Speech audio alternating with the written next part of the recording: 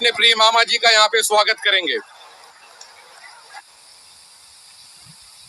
भारत माता की, भारत माता की, स्वामी विवेकानंद की, जिजाऊ माता की और कार्यक्रम में उपस्थित बहनों भाइयों की और मेरे भांजे भांजियों की।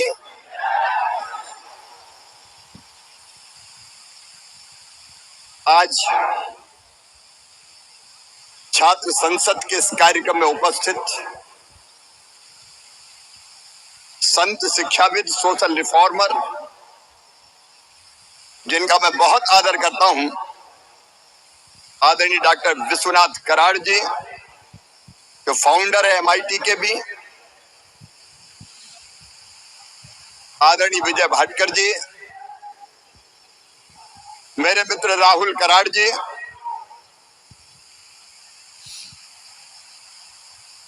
जो अद्भुत काम कर रहे हैं, आदरणीय जयप्रकाश जी, डॉक्टर R चिटनीस जी, मंच पर उपस्थित बाकी सभी वरिष्ठगण,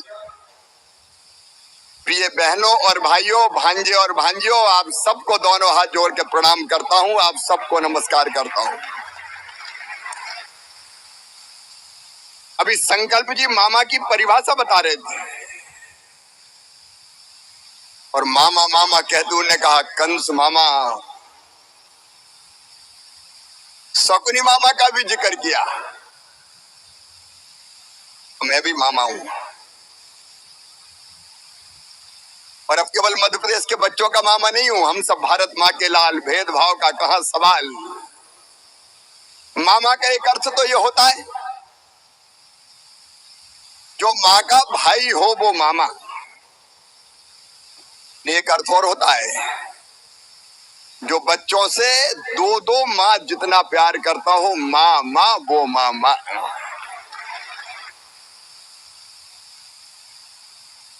आज स्वामी विवेकानंद जयंती है। जिजाऊ माता ने भी आज ही जन्म लिया था। तो साम्राज्य की छाती पे हिंदवी स्वराज का झंडा गाड़ के हिंदवी स्वराज की स्थापना छत्रपति शिवाजी महाराज ने की थी। मैं उनको प्रणाम करता हूं। और स्वामी विवेकानंद जी योद्धा सन्यासी, अभी मैंने आके देखा world peace university. Vishwanath ji मैं प्रणाम करता हूं, राहुल जी आपका भी अभिनंदन। वर्ल्ड पीस डोम, लेकिन विश्वनाथ जी अभी जिक्र कर रहे थे स्वामी विवेकानंद जी के शिकागो के भाषण का। स्वामी विवेकानंद जिन्होंने विश्व संसद में उद्घोष किया था, एकम सद विप्रा बहुधा वदंती, सत्य एक है, विद्वान उसको अलग अलग तरीकों से कहते हैं। परमात्मा एक है, उसके पास तक पहुंचने के रास्ते अनेक है, किसी भी रास्ते चलो अंततः पहुंचोगे वही। स्वामी विवेकानंद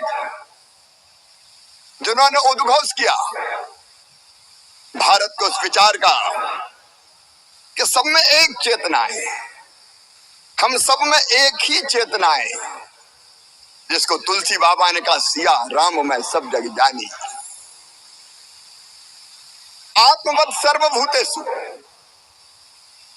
सबको अपने जैसा मानो, क्योंकि हम सब उसी एक चेतना के अंश हैं। और विश्व शांति की बात होती है, यहाँ वर्ल्ड पीस का डोम बना हुआ है। संयुक्त राष्ट्र संघ बना द्वितीय विश्व युद्ध के बाद, लेकिन भारत ने हजारों साल पहले कह दिया था अयम निजम परावेत्ति गणना लघुचेत साम उदार चरिता नाम तो वसुदैव कुटुंबकम। ये मेरा, ये तेरा है। ये सोच छोटे दिल वालों का होता है, जो विशाल हृदय के होते हैं वो तो कहते हैं सारी दुनिया ही एक परिवार है।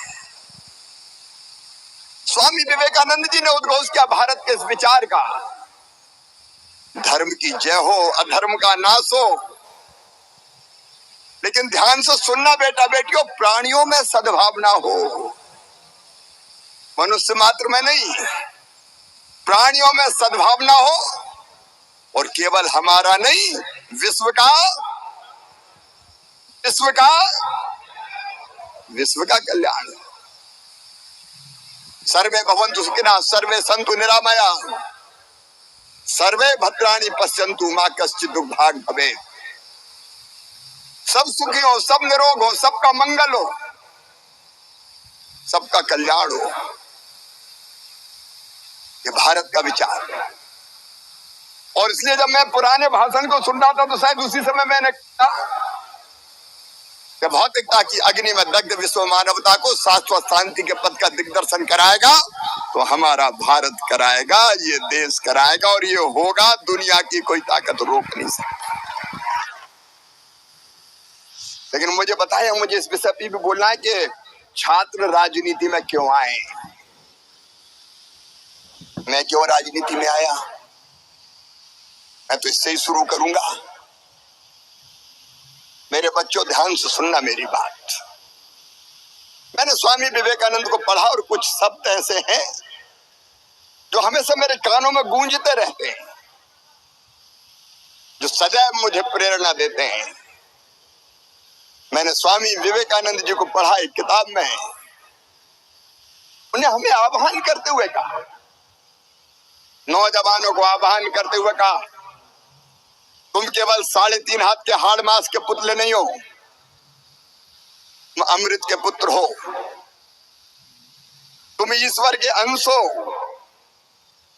तुम अनंत शक्तियों के भंडार हो, तुम अमर आनंद के भागी हो। दुनिया में कोई काम ऐसा नहीं कि जो तुम ना कर सको। मैंने फिर पढ़ा, तुम ईश्वर के अंश हो, अनंत शक्तियों के भंडार हो। और एक बात मैं शेयर करता हूं आपसे कि व्यक्ति जैसा सोचता और करता है वैसा ही बन जाता है। तुम सोच के देखो, तुम ईश्वर के अंश हो, अनंत शक्तियों के भंडार हो, तो तुम्हारे लिए दुनिया में कुछ भी करना संभव नहीं है। और मैं सिद्ध करता हूं, तुम कैसे केवल हाड़-मात के पुतले नहीं हो। अगर आमतौर पर कोई मुझसे पूछे कि शिवराज क्या है, तो मैं जो सामने शरीर दिखाई दे रहा हूं, ये शरीर ही शिवराज है। हमारे यहाँ कहा है कि शरीरम माध्यम खल धर्म साधनम। शरीर जरूरी है, शरीर के लिए भोजन जरूरी है, पानी जरूरी है, पोषण जरूरी है। लेकिन हम क्या केवल शरीर है? बताओ, अगर कोई आपको गाली दे दे, अपमान कर दे, तो आपके शरीर को तो नहीं लगा, लेकिन आपको गुस्सा आती कि नहीं? अपमान शरीर का नहीं है। अब शरीर के अलावा भी कुछ हो। अभी कुछ दिन पहले मेरे बेटे का एक मित्र मिलने आया, विदेश से आया, साथ पढ़ा था यहीं सिम्बायोसिस यूनिवर्सिटी में। तो मेरा बेटा इतना प्रसन्न था, दौड़ के गले लग गया और 4-5 दिन और कोई काम ही नहीं किया। जब बरसों पुराना कोई मित्र मिलता है तो जो खुशी होती है वो शरीर को नहीं होती, उसको कहते हैं मन। तोतली आवाज में बोलते हुए अगर कोई बेटा बेटी आए माँ के पास और गोद में बैठ जाए तो माँ छाती से उसको चुपका लेती है, और छाती से छुपका के जो सुख और आनंद का अनुभव होता है वो शरीर को नहीं, मन को होता है। कोई चित्र बनाया है, कोई कवि है, कोई कविता लिखी है, कोई सुन ले और कहते वाह। मुझे पुरानी घटना याद आती है। तब मैं बीजेपी की यूथ विंग में काम करता था, मध्य प्रदेश छत्तीसगढ़ एक था। एक कार्यक्रम में हम गए थे, उस समय ट्रेन से जाते थे। कार्यक्रम खत्म हो गया, शाम को ट्रेन से वापस लौटना था, तो धर्मशाला के कमरे में हम इंतजार कर रहे थे कि ट्रेन का टाइम हो तब हम चलें। इतने में ही कुछ नौजवान कार्यकर्ता एक बुजुर्ग सज्जन को लेके मेरे पास आए। और कहा कि भाई साहब ये आपके भाषण से बड़े प्रभावित हैं, ये आपसे चर्चा करना चाहते हैं। तो मैं भी उठ के खड़ा हो गया, सम्मान से उनको बैठाया और मैंने उनसे पूछा बताओ क्या बात है। तो उनका बेटा ये 80s की बात है, 90s की, उनका बेटा देश की हालत बड़ी खराब है। मैंने कहा बात तो सही कह रहे हैं। बोले वो खराब हालत देख के मैं बहुत दुखी हूं। मैंने कहा व्यथित तो मैं भी हूं। फिर वो बोले बेटा उस व्यथा से व्यथित होके मैंने कुछ पंक्तियां लिखी है, वो पंक्तियां तुम्हें सुनाना चाहता हूं। मैंने सोचा मर गए ये तो कवि है, कविता सुनने का मूड मेरा नहीं था बिल्कुल। तो मैंने थोड़ा टालने की कोशिश की कि मुझे ज्यादा समझ में नहीं आती, आप इनको सुनाओ। लेकिन जिनका मैंने कहा उन्होंने कहा नहीं ये अच्छे कदरदान है, आप तो शिवराज जी को ही सुनाओ। अब उन्हें कविता सुनाना शुरू किया। अब मजबूरी है, जब कोई कविता सुनाए तो हमको कहना ही पड़ता, वाह क्या शब्द है, क्या भाव है। तो मैं भी कह रहा था वाह वाह क्या शब्द है। कविवर का उत्साह और बढ़ता जा रहा था। कविता समाप्त होने का नाम नहीं ले रही थी। मेरे पास पानी का गिलास रखा था तो मैं पानी का गिलास उठाया और एक घूंट पानी पिया और फिर बोला वाह वाह क्या शब्द है। और दूसरा घूंट लिया तो मेरी नजर मेरे मित्र के नजरों से मिल गई, जो मुझे फंसा हुआ जान के मुस्कुरा रहे थे। उनको मुस्कुराते हुए देख के मुझे भी हंसी आ गई और मेरा पूरा पानी कविवर के मुंह पे चला गया। मुझे भी खांसी आई, ठसका लगा, आंख में पानी, नाक में पानी, बड़ी मुश्किल से सामान हुआ। फिर मैंने कहा अब क्या करूं, ये कहेंगे कि कैसा ये बीजेपी की यूथ विंग का कार्यकर्ता है। तो मुझे कुछ समझ में नहीं आया। मैंने दोनों घुटने टेके और दोनों हाथ जोड़ के उनके सामने बैठ गया कि मुझे माफ कर दे, मुझसे बड़ी गलती हो गई। वो बोले बेटा कोई बात नहीं, तुम तो अगली पंक्तियां सुनो। ये अगली पंक्ति सुनने का सुख है मन का सुख, थोड़ी है। आप मन भी है लेकिन मन के आगे और सोचो, आप केवल मन तक सीमित नहीं हो, आप बुद्धि भी हैं। आजकल केबीसी कभी कभी आता है, कौन बनेगा करोड़पति। बिग बी बैठे रहते हैं, हॉट सीट पे किसी और को बिठाते हैं, आप टीवी के स्क्रीन के सामने बैठे हैं और 4 सवाल स्क्रीन को उभरते हैं। आपसे नहीं पूछा जवाब, लेकिन अगर आ गया तो तुरंत चिल्लाते हैं कि ए या बी। और सही हुआ तो फिर अपनी पत्नी की तरफ देखते हैं कि देखा अपन को भी आता है। डॉक्टर विजय भाटकर बैठे, कहते न्यूटन एक पेड़ के नीचे बैठे थे, सेब का पेड़ था, फल लगे थे, अचानक हवा चली, पेड़ हला, फल टूटा, जमीन पे गिरा।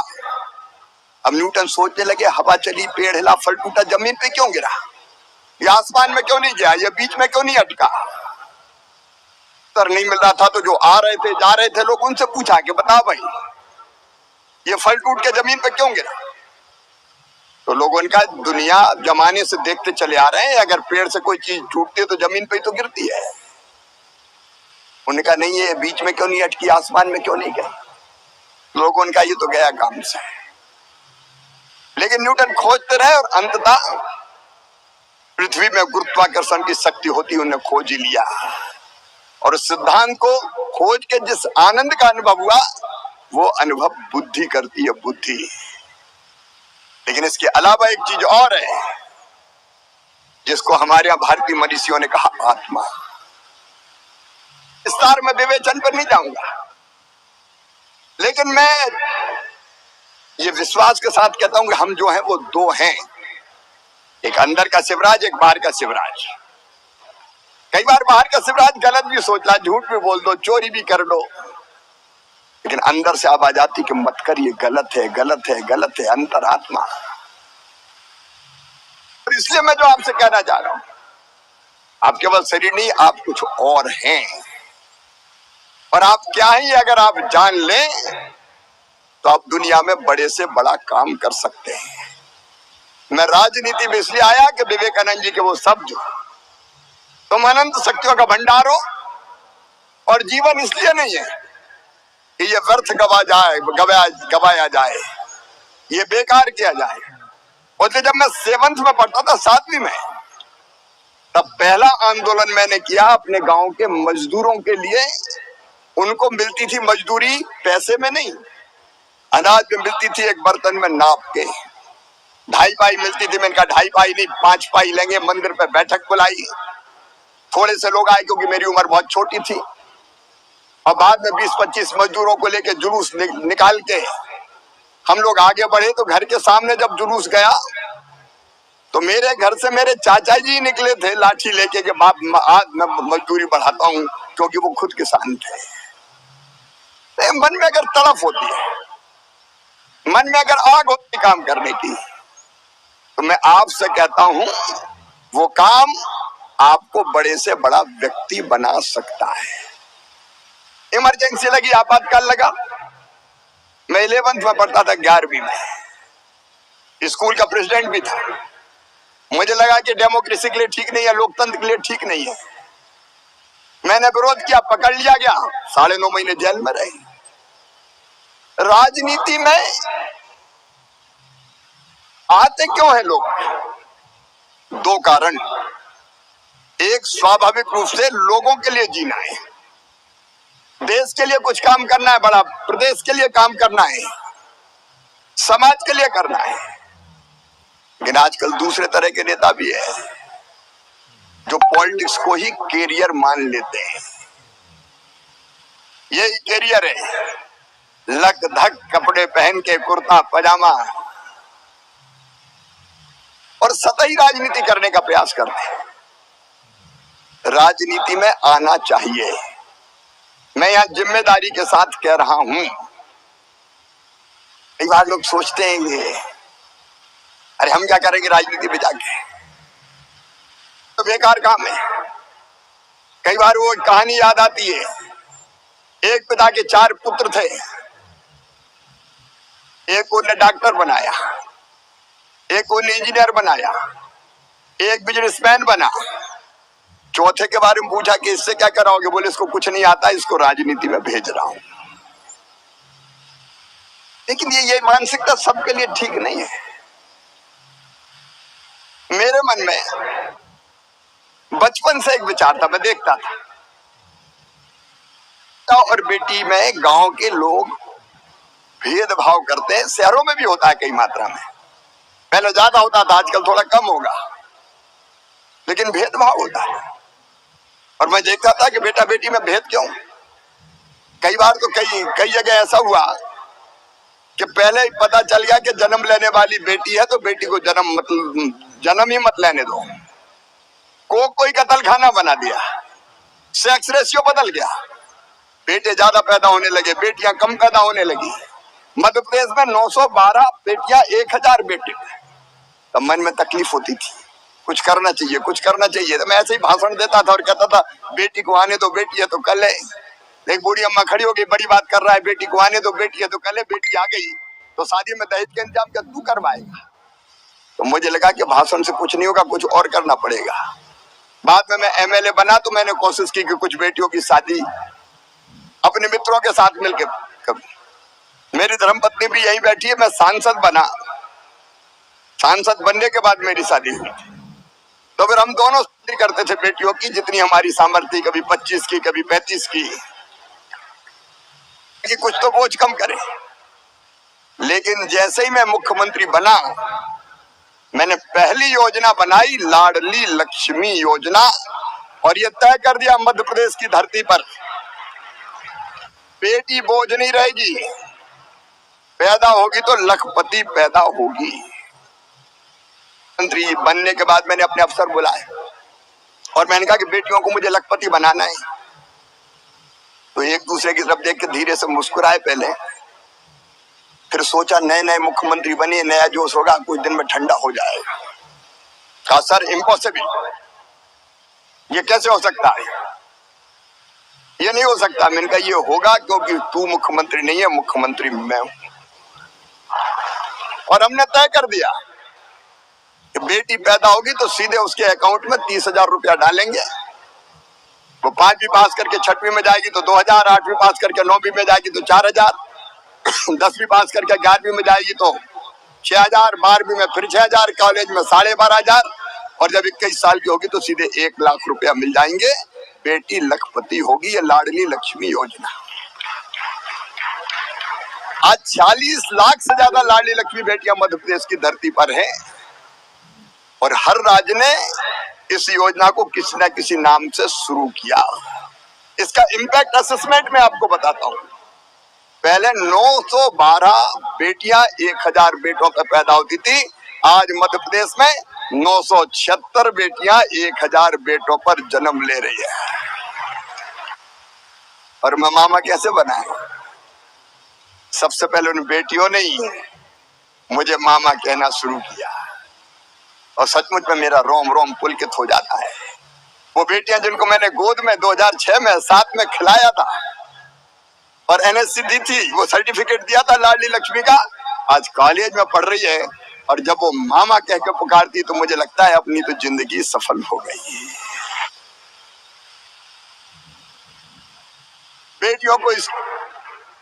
बेटियों को बुक्स हो, दूसरे गांव बेटियां पढ़ने नहीं जाती थी, माँ बाप भेजते नहीं थे, पैदल कैसे जाएगी? तब आइडिया आया कि साइकिल दो, तो सबसे पहले हिंदुस्तान में साइकिल मध्य प्रदेश ने बेटियों को देना शुरू की। भांजे लेकिन मुझसे नाराज हो गया कि मामा बेईमानी हो रही है, भांजों को साइकिल, हम पैदल घिसटते जा रहे हैं। तो बाद में मैंने भांजों को भी देना शुरू कर दी। एक नहीं, ऐसी अनेकों स्कीम, उसके विस्तार में नहीं जा रहा। महिला और पुरुष में भेद क्यों? क्या स्त्री को भगवान ने नहीं बनाया? मैं आज भी देखता हूं, मैं गांव में देखता था पति पत्नी की लड़ाई होती थी, झगड़ा होता था तो पति जब चाहता था पत्नी पे हाथ उठा देता था और उस समय मेरी आत्मा रोती थी कि हे भगवान, वो दिन कब आएगा जब स्त्रियों को भी पुरुषों के बराबर सम्मान मिले। मुझे गर्व है इस शास्त्र संसद में कहते हुए कि मुझे सौभाग्य मिला मध्य प्रदेश में स्थानीय निकाय के चुनाव में 50% रिजर्वेशन हमने स्त्रियों को दिया, माताओं बहनों को दिया और कहा मेयर बनो, सरपंच बनो, जिला पंचायत के अध्यक्ष बनो, पर्दे में से बाहर निकलो, सरकारें चलाओ। विरोध तब भी हुआ था। मध्य प्रदेश पहला राज्य जाता है कि हमने कि पुलिस में भी 30% भर्ती बेटियों की होगी। डीजीपी सहित तत्कालीन बड़े पुलिस अफसर, सर गड़बड़ हो जाएगी, ये लड़कियां पुलिस में क्या करेंगी? इनके हाथ में डंडे दूंगा तो गुड्डों की अकल ठिकाने लगाएगी, चिंता मत करो। एक नहीं, एक के बाद मैं बचपन में देखता, मैं राजनीति की बात कर रहा हूं, अगर मैं राजनीति में नहीं होता तो हम कैसे करते? मैं देखता था बचपन में मेरी गरीब बहन मजदूरी करती थी, खेतों में काम करती थी, बेटा बेटी को जन्म देने के एक दिन पहले तक काम करती थी और बेटा बेटी को जन्म देने के बाद 8 दिन भी आराम नहीं करती थी और फटी साड़ी का टुकड़ा अपने माथे पे बांध के मजदूरी करने पहुंच जाती थी। बेटा बेटी को खेत की मेड़ पर रखती थी और दिन भर मजदूरी करती थी। और तब मैंने तय किया मध्य प्रदेश की धरती पर कि बेटा बेटी के जन्म के पहले 4000 और जन्म के बाद 12000 रुपया देंगे ताकि इस बहन को भी आराम करने का मौका मिल सके। अब ये फ्री बीज नहीं है, हमने एक और क्रांतिकारी फैसला किया। हमने तय किया कि अगर दुकान मकान मैंने देखा, मैंने असेसमेंट करवाया कि स्त्रियों के नाम पे कितने, पुरुषों के नाम पे कितने, तो पता चला पतिदेव के नाम पे या बेटे के नाम पे, ये बेटी या पत्नी के नाम पे नहीं है। तो हमने तय किया कि दुकानों मकानों खेतों अगर महिला के नाम पे खरीदोगे तो केवल 1% रजिस्ट्री शुल्क लगेगा और पुरुष के नाम पे खरीदोगे तो 5% लगेगा। कई लोगों ने संपत्ति खरीदी और अपनी पत्नी के नाम कर दी, पप्पू की मम्मी तेरे नाम कर दी है, पैसा बच जाएगा रजिस्ट्री का। हमने कहा इस बहाने संपत्ति तो नाम हो। और लाडली बहना की आज बहुत चर्चा है, देश में चर्चा है, वो भी फ्री बीज नहीं है। आधी आबादी को पूरा न्याय है, आधी आबादी को पूरा न्याय। मैंने देखा बहन के नाम पे पैसे नहीं होते, गरीब हो, लोअर मिडिल क्लास की हो, अपनी हर चीज के लिए केवल पति पर निर्भर रहना पड़ता है। मेरे मन में यह क्रांतिकारी विचार आया कि बहन का एक अकाउंट हो और हर महीने नियमित रूप से पैसे आए जिसको उसका अपना अधिकार हो, हक हो। क्योंकि मैंने ऐसी बहनों को देखा था माई के जाना और पतिदेव से 500 रुपया मांगे तो बोले नहीं है, जब देखो मांगती रहती है। मुझे लगा कि भैया मुख्यमंत्री किस दिन काम आएगा, और हमने लाडली बहना बना के 1,32,00,000 बहनों के खाते में हर महीने 1250 रुपया भेजना शुरू किया। वो फ्री बीज नहीं है, वो उनको न्याय देना है, और उन्हें दुरुपयोग नहीं किया। छोटे छोटे काम धंधे पैसा बचा के करना शुरू किया। मैं ये बात इसलिए कह रहा हूं कि अगर राजनीति में नहीं होते तो क्या ऐसे बड़े क्रांतिकारी फैसले हो सकते थे?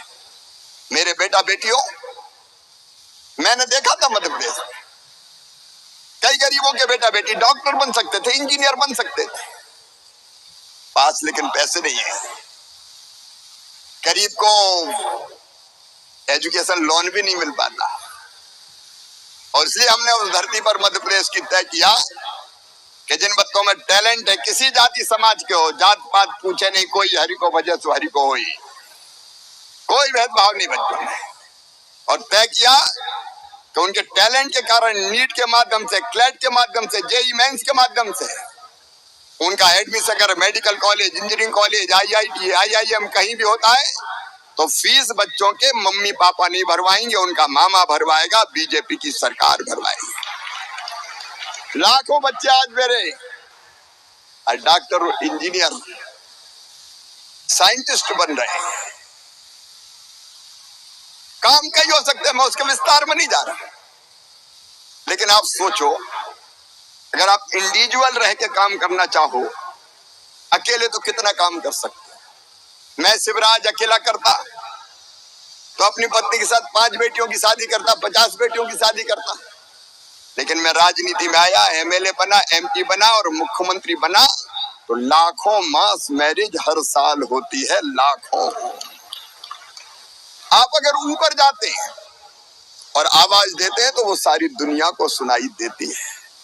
और इसलिए आज मैं MIT यूनिवर्सिटी के इस कार्यक्रम में आपको आह्वान करने आया हूं, राजनीति में आने से डरो मत, आगे बढ़ो, आओ। अगर तुम नहीं आओगे तो कौन आएगा? बेईमान आए। अगर हम बेईमान नहीं है, हम अच्छे हैं, हम ईमानदार हैं, हम कर्मठ हैं, हम चरित्रवान हैं, हम देशभक्त हैं, हम राजनीति छोड़ दें तो क्या केवल चोरी करने वालों के लिए राजनीति सौंप दें?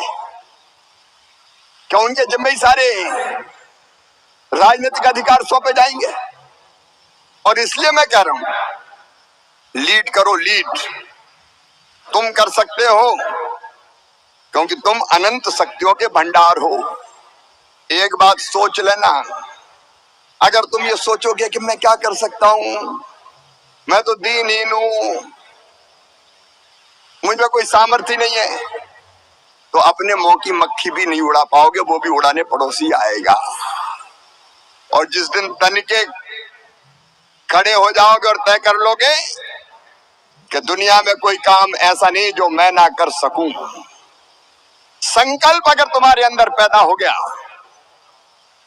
देखो, 2 मन होते हैं, एक चेतन मन और एक अवचेतन मन।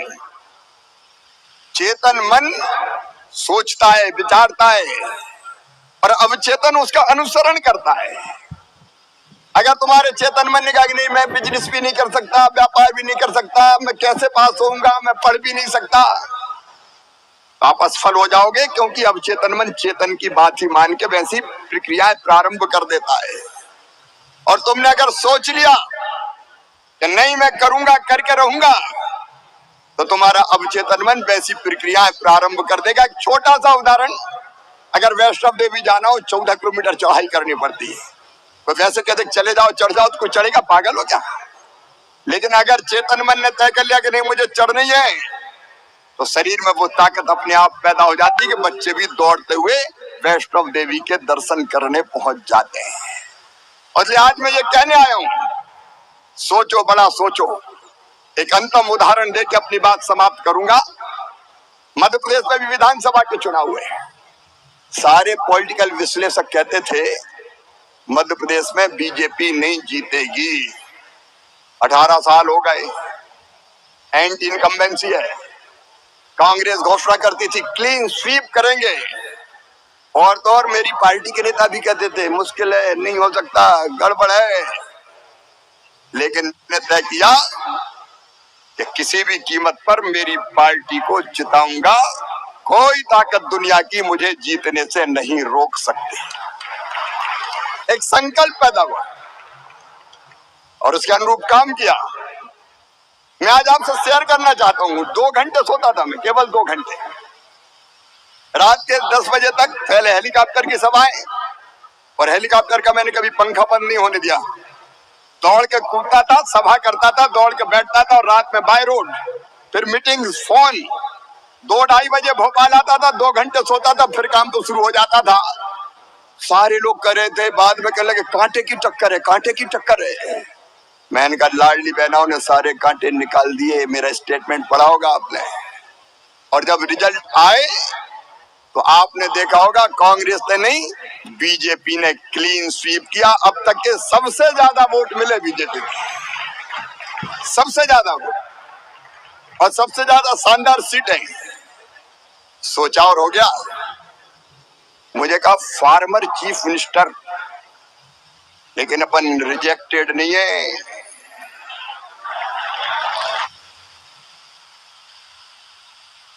कई बार आदमी कब छोड़ते हैं, जब जनता नकार दे, लोग गाली देने लगे, बहुत दिन हो गया यही बैठा हुआ है।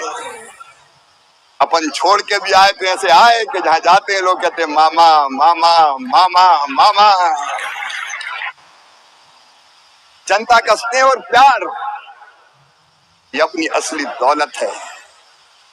लेकिन छोड़ दिया, इसका मतलब ये नहीं कि राजनीति नहीं करूंगा, अभी भी करूंगा। किसी पद के लिए नहीं, राजनीति केवल पदों के लिए नहीं होती, राजनीति बड़े लक्ष्य के लिए। और उसी का आह्वान आपसे करने आया हूं। मित्रों, आना पड़ेगा तुम में से कई को राजनीति में, इसलिए कि कई काम बाकी है जो पूरे करने हैं। अभी यहां बता रहे थे हमारे मित्र राहुल जी, 22 जनवरी को वो सौभाग्य के सूर्य का उदय होगा जब अयोध्या में भगवान राम की जन्मभूमि पर दिव्य और भव्य मंदिर में राम लला विराजेंगे। वो गौरव के पल है, हम सौभाग्यशाली हैं। सैकड़ों वर्षों के संघर्ष के बाद ये हो रहा है। लेकिन राम लला तो आएंगे ही, राम राज भी आएगा, और राम राज लाना है, उसके लिए लड़ना है, काम करना है। ऐसे नहीं हो जाएगा कि मैं तो देखता रहूंगा सोशल मीडिया पे, बस हाथ घुमा दूंगा, मुझे क्या करना ज्यादा है। तुम्ही को करना पड़ेगा, मैं भी करूंगा, तुम भी करो, हम मिलके करें। राहुल जी, आपने एक प्लेटफॉर्म तैयार किया है जिसमें दलगत राजनीति से ऊपर उठ के कुछ लोग आए और कुछ अच्छी चीजों के लिए संघर्ष करें। क्या राजनीति में धन का प्रभाव खत्म करने के लिए तुम काम नहीं करोगे? क्या राजनीति केवल अमीरों की तिजोरी से चलेगी? अभी मैं गया था तेलंगाना, जो मैंने सुना मैं तो हैरत में रह गया। एक एक एमएलए का कैंडिडेट 35-35, 40-40 करोड़, कुछ तो 100-100 करोड़ खर्चा कर रहे हैं। अगर 35-40 करोड़ रुपया एमएलए बनने के लिए खर्चा करोगे तो देश की सेवा करेंगे, प्रदेश की सेवा करेंगे। राजनीति से धन के प्रभाव को समाप्त करना होगा। मैं अहंकार की भाषा नहीं बोलता, मैं लड़ता हूं एक क्षेत्र से। अब तक मैं 11-12 चुनाव लड़ा हूं। एक मुझे लड़ाया था पार्टी ने, दिग्विजय सिंह जी जब मुख्यमंत्री हुआ करते थे तो उनके खिलाफ, तो वहां भी लड़ने पहुंच गया था। लेकिन एक ही क्षेत्र से 11 बार जीता हूं। और आज कोई मेरे क्षेत्र में जाके देख लेना, सरेआम मीडिया के सामने कह रहा हूं, मैं चुनाव में प्रचार करने नहीं जाता। एक दिन पहले फॉर्म भरने के निकलता हूं तो गांव की जनता आती, मुझे थैली भेंट करती जिसमें पैसे और एक सूची होती, रामलाल के 100 रुपए, श्यामलाल के 200 रुपए, और उस पैसे से चुनाव लड़ते हैं। ये भी होता है। ईमानदारी से काम करो, जनता साथ देती है। नौजवान को आगे आगे ना पड़ेगा।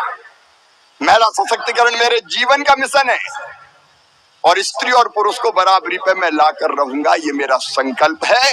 राजनीति के अलावा भी मैं इसके लिए काम करूंगा। फ्री एजुकेशन बच्चों को प्राइवेट कॉलेज में हम फीस भरते हैं सरकार की तरफ से। मध्य प्रदेश में सीएम राज स्कूल हम बनाए हैं। बच्चों को क्या गरीब है तो अधिकार नहीं है कि वो ढंग से पढ़ाई करें? क्या धन के अभाव में उसका टैलेंट मारा जाएगा? ये बहस का विषय है। हर बच्चे के लिए एजुकेशन फ्री होनी चाहिए और गुणवत्तापूर्ण शिक्षा फ्री होनी चाहिए। मैं ये मूवमेंट चलाऊंगा। पास कम से कम रहने की जमीन का टुकड़ा तो चाहिए। भगवान ने पैदा किया तो इतनी धरती तो नाम पे छोड़ी होगी कि जिसपे अपना घर बना के रह सके। मुंबई में ही देख लो आप, झुग्गी झोपड़ियों में कैसे कई लोग, ये देश के हर राज्य में, मैं किसी राज्य विशेष की, लेकिन करना पड़ेगा। और मित्रों, अंतिम बात, पर्यावरण बचाना पड़ेगा। मैं रोज पेड़ लगाता हूं, रोज। मुझे लगा कि मुख्यमंत्री बनकर भाषण दे दो, पेड़ लगाओ, खुद कुछ ना करो, इससे नहीं होगा। पहले जो कहते हो वो करो। मैं रोज पेड़ लगाता हूं। आने वाली पीढ़ियों के रहने के लायक इस धरती को बचाना है, इसलिए पर्यावरण जैसे विषय को भी केंद्र पर रख के राजनीति करनी पड़ेगी। आज मैं आप सबको छात्र संसद में एक बार फिर आह्वान करता हूं, मत समझो राजनीति को बुरा। आओ, किस दल में आते हो ये आप सोचो। मैं तो बीजेपी अच्छी मानता हूं, बीजेपी की बात करूंगा, क्योंकि देश के लिए, समाज के लिए मुझे लगता है ये पार्टी सबसे बेहतर काम कर रही है। मेरे लिए साधन है भारतीय जनता पार्टी, लेकिन आप जरूर आइए सार्वजनिक क्षेत्र में। अरे अपने लिए जिए तो क्या जिए, अपने लिए तो कीट पतंगे भी जीते हैं, पशु पक्षी भी जीते हैं। अपने लिए जिए तो क्या जिए, तू जी ए दिल जमाने के लिए। बड़ा काम करने के लिए तो जियो। यक्ष ने युधिष्ठिर से पूछा था एक प्रश्न, बताओ दुनिया में सबसे बड़ा आश्चर्य क्या है? तो युधिष्ठिर ने जवाब दिया था, मनुष्य पैदा होता है, बच्चा होता है, फिर बड़ा होता है, पढ़ता है, फिर और बड़ा होता है, शादी होती है, फिर बूढ़ा होता है, फिर मर जाता है। जो आया उसको पता एक दिन जाना ही है, अमर होके नहीं आया। लेकिन व्यवहार हमेशा ऐसा करता है जैसे हमेशा इस दुनिया में रहना यही सबसे बड़ा आश्चर्य है। मैं ये कह रहा हूं कि आए हो तो 100 साल, 90 साल, 80 साल जियो, तो ऐसा जियो कि जमाना कहे कि सचमुच में इसका जीवन अपने लिए नहीं दूसरों के लिए था। स्वामी विवेकानंद जी ने उद्घोष करते हुए कहा था, उत्तिष्ठित जागृत प्राप्य बारिण्य बोधता, उठो जागो, और जब तक लक्ष्य प्राप्त ना हो जाए रुको मत। लक्ष्य बड़ा तय करो, आगे बढ़ो और उसे हासिल करो। मामा भी तुम्हारे साथ है। बहुत बहुत धन्यवाद।